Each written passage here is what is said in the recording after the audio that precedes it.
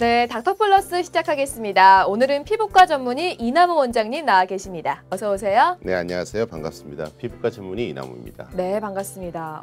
기다렸습니다. 제가 항상 피부에 관심이 많아서 피부과 전문의께서 나오시길 정말 기다렸는데, 자, 그래서 더 궁금합니다. 오늘 어떤 질환에 대해서 이야기 나눠볼까요? 네, 오늘은 눈 주위에서 발견되는 작은 좁쌀 크기의 돌기인 한간종에 대해 알아보겠습니다. 네. 한간종은 통증이나 가려움증과 같은 특별한 증상은 없지만 화장을 하는 여성의 경우 미용상 문제가 되기 때문에 많은 여성들의 피부 고민 중 하나인데요. 어떻게 해결이 가능한지 알려드리겠습니다. 네, 알겠습니다. 자, 오늘 닥터플러스 주제는 한간종입니다. 사실 주제만 듣고서는 이게 뭐지? 라고 생각하는 분들 계실 것 같은데 설명을 듣고 나서는 이게 그거였구나 라고 생각하는 분들 많이 계실 것 같습니다. 자, 그렇다면 한간종 어떤 건지 자세하게 정의부터 내려볼까요? 네. 한간종이라는 것은 자세히 살펴보면 피부색 또는 갈색을 띠게 되고 작은 좁쌀 모양으로 오돌토돌하게 이제 눈 주위에 나타나는 것이 특징인데요. 네. 남성에게도 생기기도 하지만 대부분 여성에게 더 많이 발생합니다. 네. 주로 눈 아래와 위, 이마 등에 나타나게 되고요. 초기에는 좁쌀 모양의 한간종이 서로 분리되어 있는데 네. 점차 나이가 들면서 개수도 많아지고 서로 융합도 하게 돼서 크기가 점점 커지는 경우도 있거든요. 네네.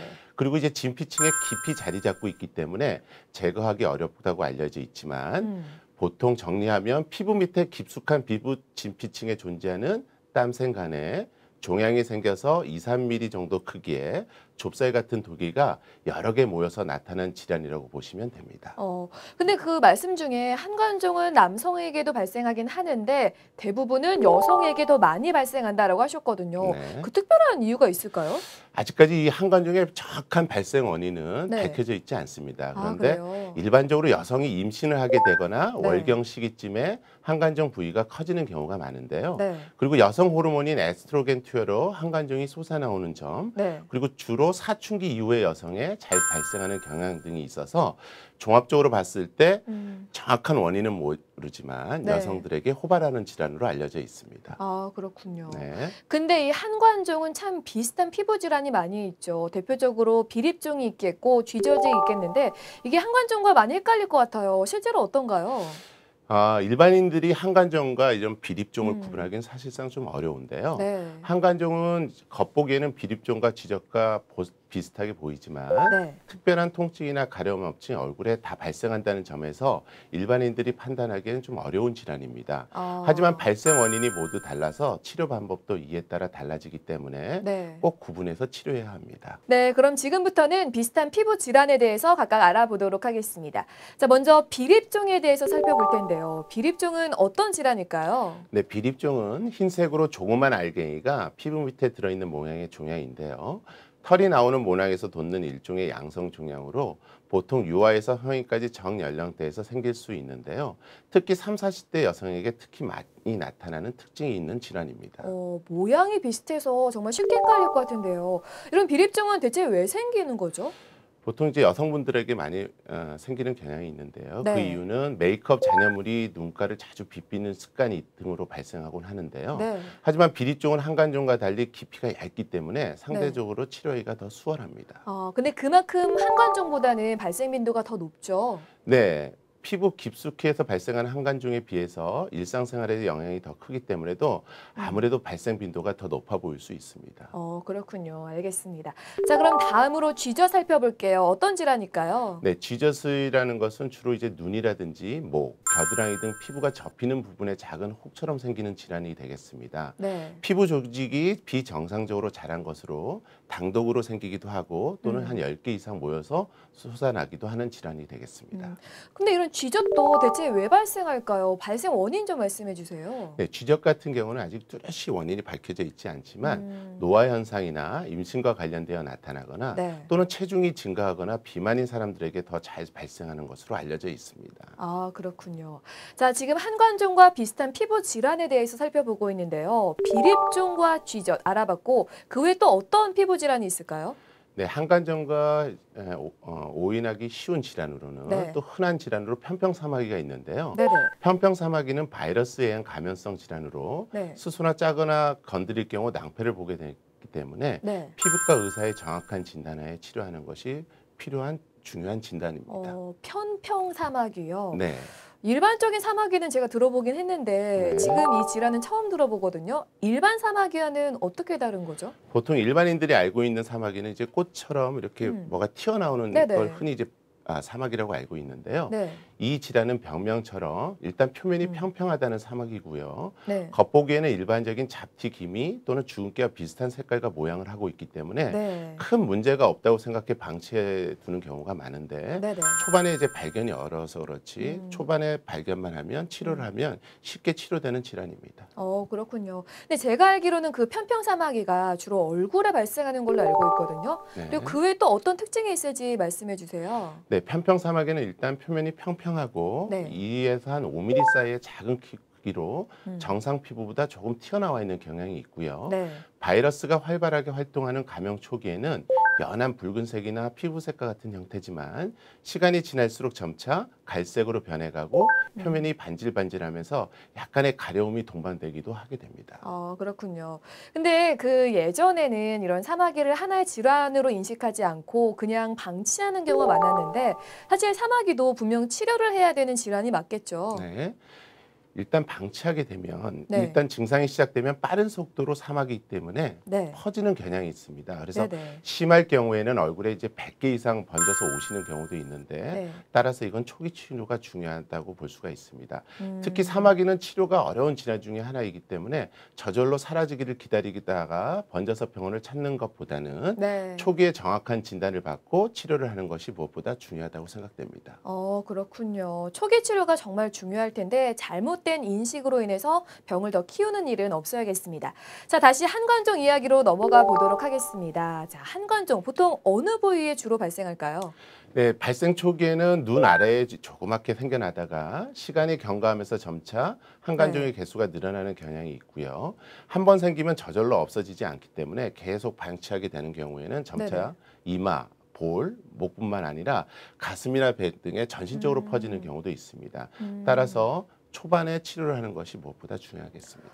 저는 한관종이 눈 주변에만 생기는 줄 알았는데 이게 몸으로까지 번질 수가 있네요. 그럼 이 한관종은 대체 왜 생길까요?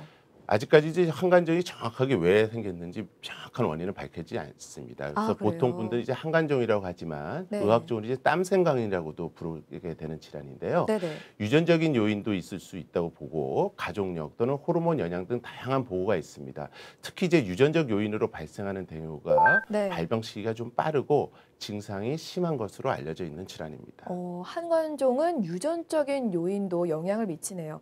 근데 그 한관종은 아까 뭐 가려움이나 통증이 없다라고 하셨는데 그럼 거의 치료 목적은 미용인가요? 아니면 뭐 다른 목적으로도 치료하게 되는지 궁금해요. 네, 이제 한관종을 치료하지 않을 경우 가렵거나 아픈 자각 증상이 없고 다른 의학적인 문제가 나타나지는 않습니다. 네네. 하지만 외관성으로 일단 보기가 싫어서 제거하는 경우가 많고요. 네네. 시간이 지나면서 이마나 볼에도 발생 부위가 넓어지기 때문에 피부가 다소 좀 지저분해 보이고 화장이 잘 받지 않는 등 미용상의 문제가 생기게 되는데 번지기 시작할 때 간혹 가렵기도 하고 땀을 흘리거나 피곤할 때 더욱 두드러져 보이는 경우가 있습니다.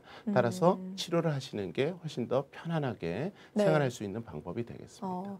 근데 이게 가렵고 또 아프지 않다 보니까 그냥 단순 질환으로 생각해서 뭐 집에 있는 대충 피부 질환 연고를 바른다든지 아니면 본인이 막 짜려고 한다든지 이런 경우도 있을 텐데 이런 경우에는 어떤 문제를 불러일으킬 수 있을까요?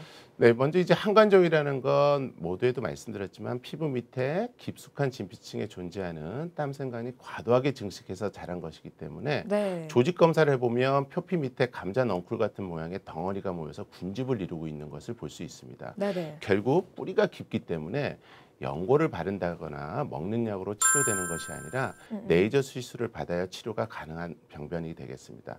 또 병변이 크고 오래된 것은 시간을 두고 반복 치료를 해줘야 재발을 방지할 수 있습니다. 근데 이렇게 이야기가 나온 김에 조금 더 추가 질문 드려볼게요. 네. 왜 우리가 피부가 까질 때가 있고, 뭐 피가 날 때가 있고, 가려울 때도 있고, 그냥 데일 때도 있는데, 그때 집에서 바르는 연고는 사실 한계거든요. 네. 근데 이렇게 목적에 맞지 않게 아무런 연고를 발랐을 때 왠지 문제가 생길 것 같긴 하거든요. 네. 어떤 문제가 유발될 수 있을까요? 그렇죠. 연고는 굉장히 종류가 다양합니다. 네네. 그리고 진단을 일단 정확히 받고 치료를 하는 게 제일 중요한데요. 네네. 피부의 상태에 따라 보지 않고 이렇게 일반적으로 분류된 피부 연고들은 네. 약국에서 처방 없이 쉽게 구입할 수 있는데요. 네. 만약 연고를 바른 후에 잘 낫지 않을 경우 약효가 더 강한 것을 구입해서 바르는 분도 많고, 오히려 그런 경우에는 치료는 되지 않고 악순환이 반복될 수 있습니다. 피부 상태와 연령, 부위에 따라서 치료 연고가 다르기 때문에 자신의 피부 상태에 맞지 않는 연고를 바르는 경우 피부 감염이 되거나 오히려 자극성 피부염이 발생할 수도 있습니다. 이러한 부작용 위험을 피하기 위해서는 꼭 병원을 찾아서 일단 진단을 받고 네. 그에 상응하는 연고를 바르는 게 무엇보다 어. 중요한 방법이 되겠습니다. 그리고 이런 연고도 사실은 유통기한이 다 있는 거죠. 그렇죠. 보통 이제 연고를 개봉하게 되면 네. 그 연고에 언제까지 연고를 쓰라고 유통기한이 정해져 있습니다. 근데 보통 이제 그 글씨가 작기 때문에 방치하는 경우가 많거든요. 네네. 근데 꼭 체크를 해뒀다가 그 연고의 유통기한에 맞춰서 바르는 게 좋고요. 네. 그렇지 않고 그게 좀 헷갈리시는 경우에는 네네. 보통 처방받아서 사용한 지 한 1년, 2년이 지나면 새로운 연고를 바르시는 게 좋습니다. 아, 알겠습니다. 아마 약장서로 열어보면 정말 캐캐 묵은 연고들 많이 갖고 계실 것 같은데 위생상뿐만 아니라 건강상으로도 굉장히 안 좋으니까 다 정리를 해두시는 게 좋을 것 같습니다. 자, 이제 한관종의 치료 방법에 대해서 자세히 알아볼게요. 아까 그 레이저 치료가 필수다라고 하셨는데 구체적인 치료 내용 좀 말씀해 주세요. 네, 한관종 치료 시 가장 중요한 것은 눈에 보이는 것만 제거하는 것이 아니라 표피층은 물론 지피층 깊숙하게 자리 잡은 한관종 뿌리까지 해결하는 것이 치료의 핵심이 되겠습니다. 네. 과거 한관종 치료는 딱지와 흉터가 많이 생기고 뿌리까지 확실하게 치료하기 어려워서 재발 유연성이 높다는 단점이 있었지만 최근엔 이러한 단점을 보완하고 효과를 극대화하는 치료 방법으로 어비움 레이저와 아그네스 두 가지 레이저 장비를 이용해서 복합 시술로 치료하고 있습니다. 먼저 어비움 레이저는 피부 표면에 튀어나온 부분을 깎고 아그네스 레이저를 이용해서 진피층 뿌리를 제거하는 방법을 사용하면 네. 한관종은 비교적 확실하게 제거되면서 흉터 및 발생 부위의 조직 손상을 최소화할 수 있는 장점이 있는 방법이 되겠습니다. 저는 레이저 치료라 그래서 문제가 되는 부분을 그냥 태우는 줄 알았는데 그렇지 않은가 봐요. 네, 이제 태운다는 개념보다는 레이저도 네. 이제 종류가 많은데 네네. 이런 어빙 글래스라는 레이저는 이제 정교하게 슬라이스처럼 깎아내는 원리를 이용한 시술입니다. 그래서 레이저 빛의 크기와 속도 등을 선택할 수 있기 때문에 개인 피부의 상태에 따라서 요즘은 이제 맞춤형 시술이 가능하다는 장점이 있죠. 근데 이렇게 레이저 치료를 하면 일반적으로 딱지가 생긴다는 게 일반적인 생각이잖아요.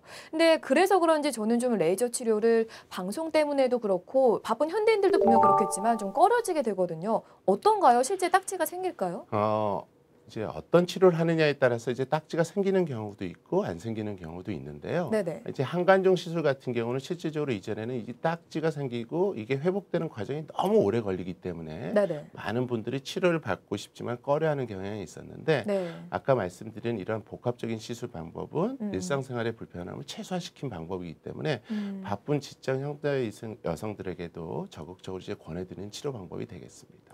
그렇군요. 그럼 그 치료 기간은 얼마 정도 될까요?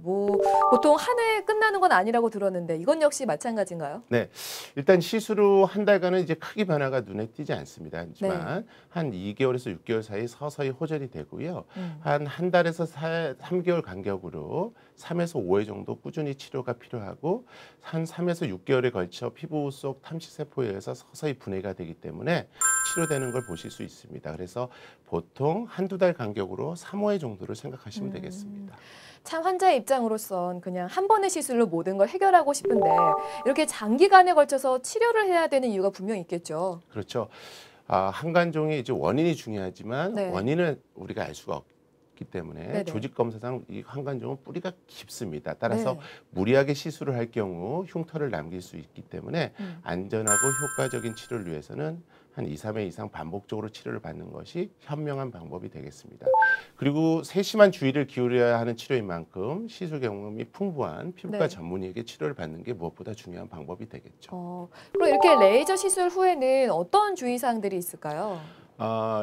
이전에는 한 일주일 정도 딱지가 않고 그걸 잘 케어를 하고 나서도 이제 붉은 홍반들이 되게 오랫동안 지속이 되는 경향이 있었기 때문에 네. 그걸 관리를 잘못하면 이제 색소 침착 같은 게 많이 생겼거든요. 네네. 근데 최근 제가 오늘 말씀드린 어비움 글래스 레이저를 가볍게 깎고 나서 아그네스를 이용한 방법은 네. 상처를 최소한으로 했기 때문에 특별한 주의사항은 없습니다. 그래도 어. 치료는 치료이기 때문에 네. 한 2, 3일 정도 뭐 사우나라든지 수영장 또는 과도하게 눈 주위를 비비는 치료 부위를 그런 것만 하지 않으면 보통 일주일 안에 전부 회복이 되기 때문에 바쁜 직장 여성들도 좀 편안하게 시술할 수 있는 방법이 되겠습니다. 이런 주의사항들만 잘 지키면 뭐 충분히 완치가 될 수 있겠네요. 네. 근데 사실 레이저를 치료한 후에 다시 생기는 경우도 꽤 있다고 들었어요. 그런가요? 실질적으로 이제 레이저 치료에서 재발을 하는 경우에는 네. 재발이라기보다는 네. 애당초 이제 뿌리가 남은 경우입니다. 아, 네. 그래서 아까도 말씀드렸지만 한 번의 시술로 모든 질환을 이제 치료를 하는 경우에는 네. 그만큼 부작용의 위험이 높기 때문에 네. 한 번 치료하고 다시 뿌리가 올라오면 여러분들이 이제 빙산을 생각하시면 됩니다. 겉보기에는 작아 보이지만 안에 이제 큰 조직들이 있는 거거든요. 네네. 그래서 위에를 없애서 다시 밑에서 올라오면 다시 없애고 결국 뿌리는 그렇게까지는 깊지 않기 때문에 결국 횟수를 반복하다 보면 네. 자연스럽게 소실이 됩니다. 그렇군요. 알겠습니다. 자, 오늘 닥터플러스는 한관종에 대해서 자세히 살펴봤습니다. 한관종 때문에 고민이신 분들 많이 계실 것 같은데요. 간단한 레이저 치료로 충분히 완치가 가능하다고 하니까 꼭 가까운 전문의를 찾아가셔서 상담 받아보시길 권유해 드리겠습니다. 자, 오늘은 여기까지입니다. 원장님 수고 많이 하셨습니다. 네, 감사합니다.